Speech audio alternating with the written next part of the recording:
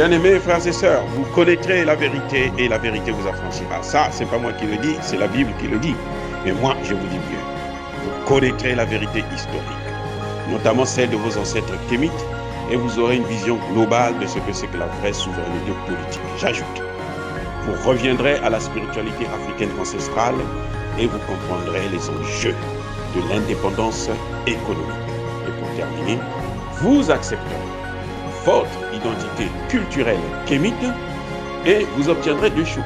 La première, c'est la paix. La seconde, c'est le développement, à une condition. L'unité de toute l'Afrique noire, l'unité de tous les Noirs du monde entier. Otep à tous, bienvenue sur la chaîne des panafricanistes par essence, par conviction et par excellence. Celle des citoyens kémites par nécessité et obligation de combat. Nous sommes une chaîne qui n'est guidée que par nos ancêtres et rien que par les ancêtres qui appartiennent à l'égrégore du monde noir. Par conséquent, nous ne croyons en aucun Dieu venu de l'étranger. Toutefois, cette vidéo n'est aucunement destinée à inciter à la haine ou à la violence, car nous menons un combat qui est d'abord et avant tout spirituel, intellectuel et démocratique. Ensuite, il est politique, géopolitique et géostratégique, contre l'impérialisme, le colonialisme, le néocolonialisme et l'endocolonat, qui sont tous qualifiés de crimes contre l'humanité. Nous menons ce combat sur la base du principe fondamental que nous avons hérité de nos ancêtres kémites, qui est celui de la Marat, c'est-à-dire solidarité, vérité et justice. Vous êtes donc en droit de connaître la vérité et nous avons l'obligation de vous dire la vérité, rien que la vérité, afin que justice soit rendue au continent africain. Et ça, c'est notre modeste contribution dans cette noble lutte en faveur de la souveraineté, la dignité, la solidarité et l'unité africaine. C'est exactement ça que nous appelons le panafricanisme. Bien-aimés frères et sœurs, que se passe-t-il au Sénégal? Quel est le problème de Macky Sall? Quel est le problème de Macky Sall? Pourquoi une éventuelle candidature de Macky Sall pose problème? Une troisième candidature de Macky Sall pose problème. Pourquoi? C'est simple. D'abord, on va expliquer les faits. Ça, ce sont les faits, ce qui se passe, ce qui s'est passé. Macky Sall a été élu pour la première fois pour un septennat. Écoutez-moi bien. Macky Sall a été élu pour la première fois pour un septennat. Donc, 7 ans. Il a passé 7 ans au pouvoir. C'est au courant de ce septennat que Macky Sall va décider de changer, modifier la Constitution. On est donc passé du septennat au quinquennat. C'est Macky Sall qui est à l'origine de ce changement. Mais Macky Sall avait bien pris le soin de saisir le Conseil constitutionnel. Écoutez bien, c'est ça, c'est le droit. Même si ça fait mal, c'est ça les faits. De saisir le Conseil constitutionnel. Pour demander au Conseil constitutionnel qu'est-ce qui va se passer après mes 5 ans de pouvoir. Le Conseil constitutionnel va dire à Macky Sall que, c'est d'autres termes que j'utilise, le premier mandat là, c'était un septennat. Ça n'a rien à voir avec ce quinquennat. Ce mandat là de 5 ans que vous avez, c'est votre premier quinquennat. Donc, vous avez le droit de postuler pour un autre mandat, pour un troisième mandat. En fait, c'est un deuxième quinquennat. Voilà la réalité. Le Conseil constitutionnel avait décidé. Le Conseil constitutionnel a parlé. À l'époque, il n'y avait pas des opposants à la démocratie. Il n'y avait pas des opposants au troisième mandat. Parce que Macky Sall se disait certainement que je vais faire 2 mandats et je m'en vais. Mais, si on regarde sur le plan strictement juridique, Macky Sall n'est pas obligé de faire seulement 2 mandats. Il peut prendre un 3e mandat. Après là, il n'a plus le droit. Parce qu'il aura fait ces 2 quinquennats sur la base, non seulement du changement, de la modification de la Constitution, mais aussi de la décision du Conseil constitutionnel. S'il y avait un problème, c'était à l'époque là que les gens devraient attaquer cette décision. Et oui, pourquoi maintenant ça se pose? Si ça se pose maintenant, parce que ça devient politique. Le problème du 3e mandat de Macky Sall n'est plus un problème juridique parce que sur le plan juridique, la question a été résolue par le Conseil constitutionnel. Ça se passe sur le plan politique. Maintenant, politiquement parlant, qu'est-ce qui se passe exactement? Eh bien, c'est simple. C'est que Macky Sall a été lâché par les Occidentaux. Si Macky Sall a été lâché par les Occidentaux, qu'est-ce qui se passe? Pourquoi Macky Sall a été lâché par les autres? Parce que Macky Sall a posé des actes qui sont contraires à la volonté des Occidentaux de piller nos pays, de dominer encore nos pays, de recoloniser ou de continuer la colonisation. Voilà les faits. On ne parle pas du 3e mandat de Macky Sall sur le plan juridique puisque la question a été réglée. On parle du 3e mandat de Macky Sall sur le plan politique. Maintenant, quel est l'intérêt des Africains, et notamment des Sénégalais, de suivre la position occidentale quand on sait que chaque fois que les Occidentaux ne veulent pas de quelqu'un, c'est que cette personne-là est bonne pour nous. Ce n'est pas moi qui le dis, c'est ce que Sékou Touré avait dit, et ça s'est toujours vérifié.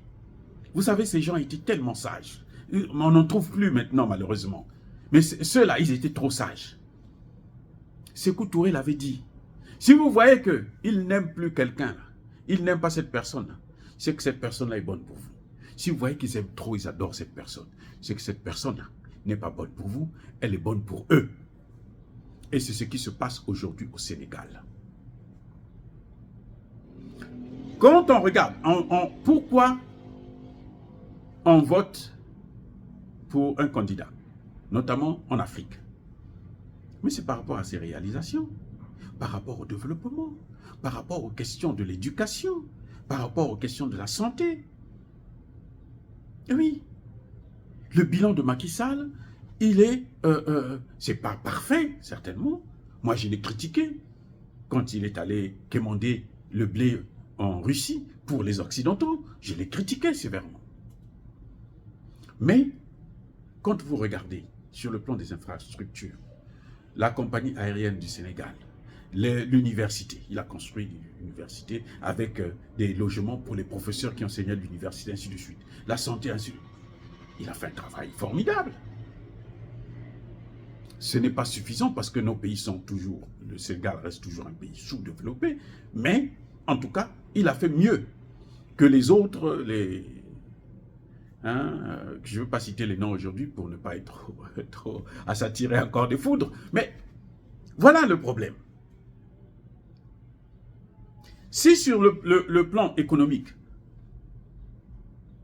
il a fait quand même quelque chose, Macky Sall, on lui a reproché le fait que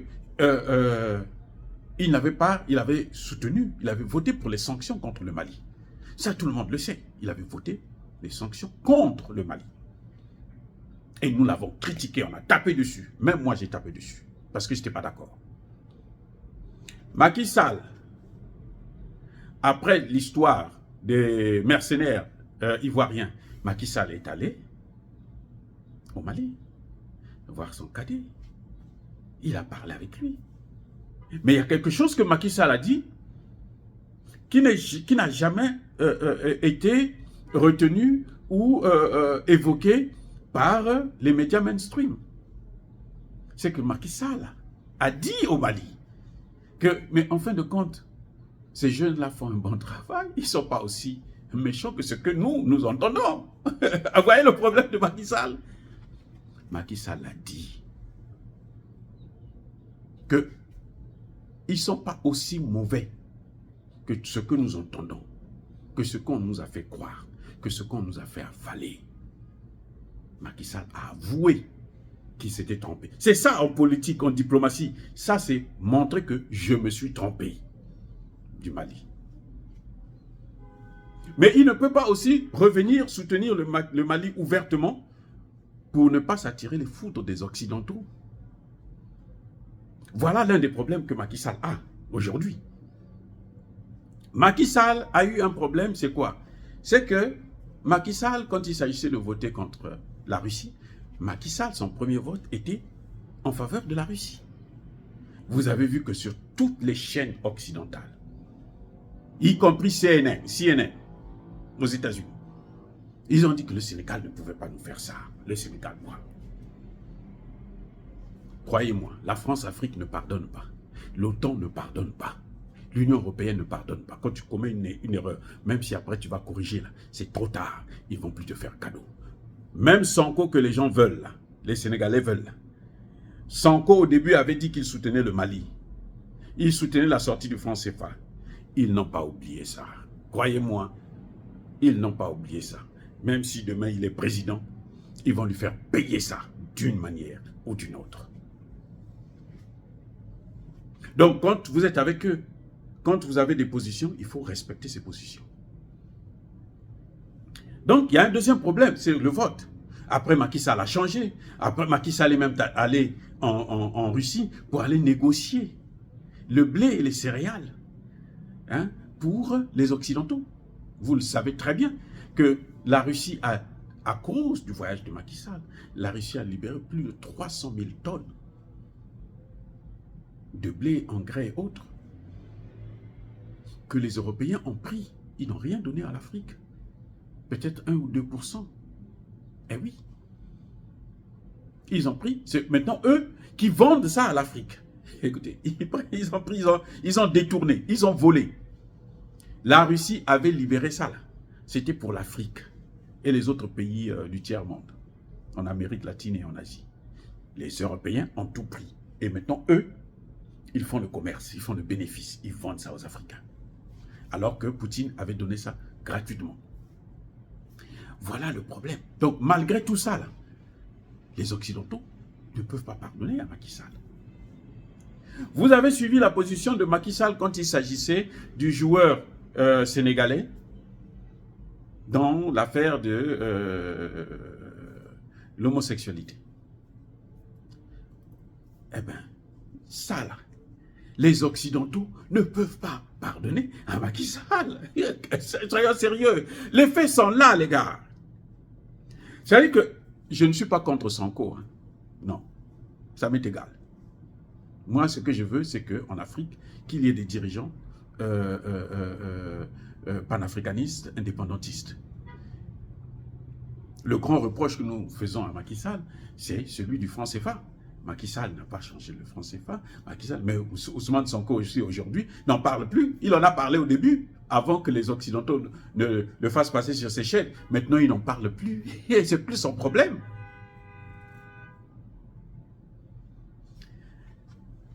On a découvert le pétrole et le gaz au Sénégal. Je ne sais pas si vous le savez. Ce pétrole et ce gaz, ce sont les Chinois, les Russes et même les Iraniens qui sont là-dessus. Vous croyez que ça peut faire plaisir aux autres?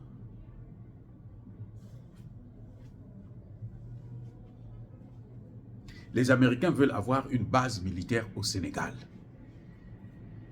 Macky Sall hésite. Vous croyez que ça fait plaisir aux Américains? Non, les gars. Non. Macky Sall a des problèmes et il faut le soutenir. Ne serait-ce que pour qu'il termine son mandat correctement. Pas en brûlant, en mettant le feu par-ci, par-là et tout, en appelant à la désobéissance civile pour une affaire qui est personnelle, individuelle. Parce que le problème de Sonko avec la justice, ce n'est pas le problème du Sénégal avec la justice. Je ne sais pas si vous voyez un peu ces choses-là. Oui. Il y a des gens, tu peux avoir la volonté d'être candidat, d'être président, d'être ministre, d'être maire, et puis tu ne l'es pas. tu ne vas pas embraser le pays parce que tu ne l'es pas. Le fils d'Abdoulaye Wade voulait être aussi comme Sonko. Il voulait aussi remplacer son père. Comme tous les enfants des chefs d'État africains, ils doivent remplacer leur père. Même si le papa a été médiocre, eux, ils veulent aussi rester là pour être aussi médiocres comme leur père. Mais bon, ça n'a pas marché. Il n'a pas embrasé le pays. Il a voulu être seulement maire de Dakar. Les Sénégalais ont dit non, nous ne voulons pas. Ouais. Donc je reviens sur la question de Macky Sall. Aujourd'hui, il est lâché par les Occidentaux à cause de ses positions politiques. C'est pour ça que je dis que ce dossier, c'est un dossier politique. Ce n'est pas un dossier juridique. C'est un dossier politique. Que la jeunesse africaine ne se fasse pas manipuler. Parce qu'on ne veut pas cette même jeunesse qui a amené Macky Sall au pouvoir. Maintenant, on va chercher quelqu'un d'autre. Oh, regardez le cas, ce qui s'est passé au Burkina Faso. La jeunesse ne voulait plus de Marc Kaboré parce que Marc Kaboré n'était pas compétent. Il ne voulait pas régler les problèmes. C'était un homme de la France-Afrique. La pression était tellement forte que les Occidentaux l'ont lâché. Pour qui? Pour Damiba. Personne, tout le monde, on a tous acclamé. Ah, bravo Damiba. Kaboré est parti, Damiba est venu. Ah, bravo, c'est bon, c'est bon. Tous nous avons acclamé Damiba. On n'avait pas su que Damiba, ça, malgré la cote de popularité qu'il avait, la jeunesse qui le soutenait là, Damiba était l'homme des Occidentaux.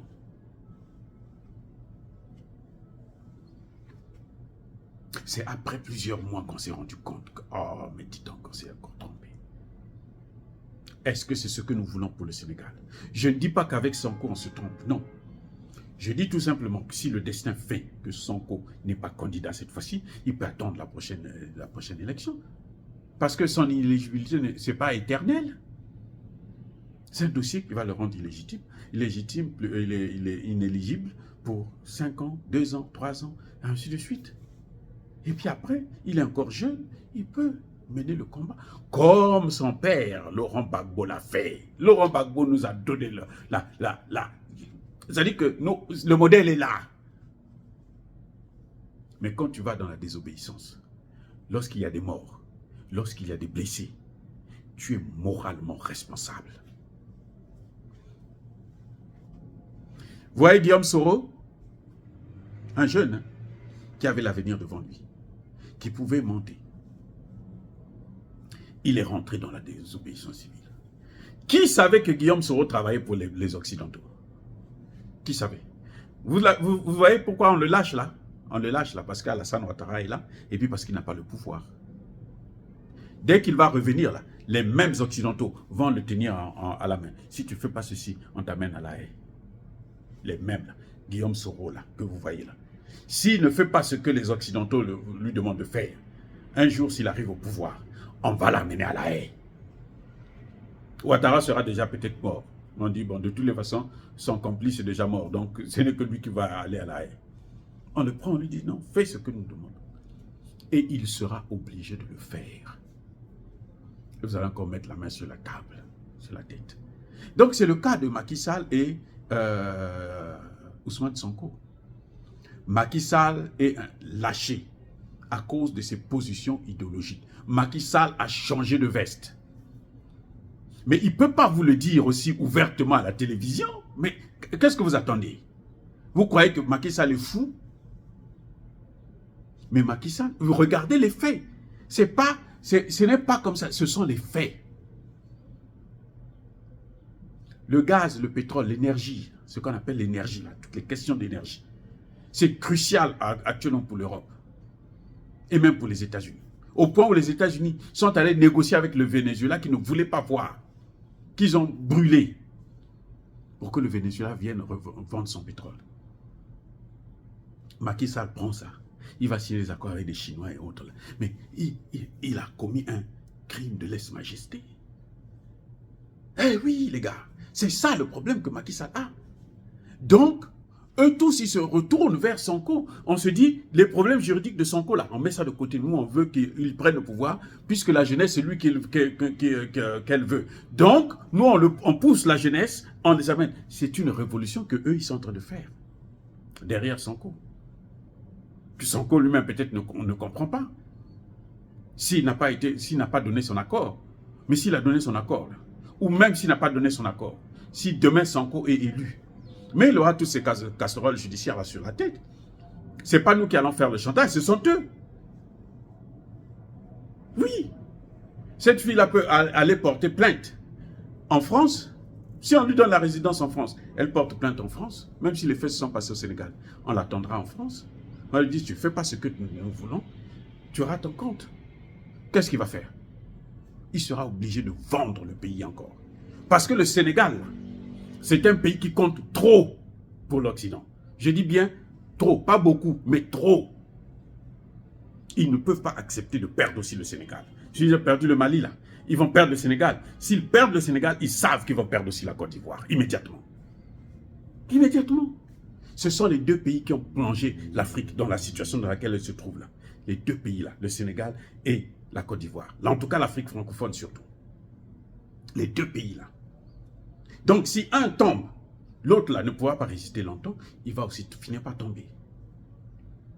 Voilà le problème que Macky Sall a. Voilà ce qui fait que eux, ils se disent, il faut que Macky Sall parte. Dire cela, c'est inciter à la haine ou à la violence. Non, non, non, non. Il n'y a pas colère. Il y a Malembe. Il faut savoir la vérité. Il faut comprendre les enjeux politiques. Ce n'est pas parce qu'on est panafricaniste, parce qu'on est suivi par des millions de personnes, que ce que l'on dit là, c'est forcément la vérité. Que ce que l'on dit là, c'est forcément la bonne chose pour l'Afrique. Croyez-moi, la France-Afrique, elle est capable de tout. Oh, bien-aimés frères et sœurs, soyez bénis. Je persiste et je signe. Soyez abondamment bénis par le Dieu des Kémites. Mais que tous ceux qui persécutent le continent africain, le pillent, le déstabilisent, le rongent, le détruisent, l'empêchent de se développer. Qu'il soit noir,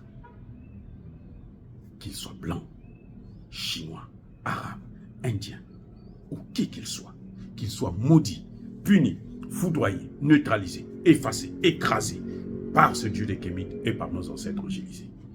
Vive l'Afrique éternelle, j'ai dit et j'assume.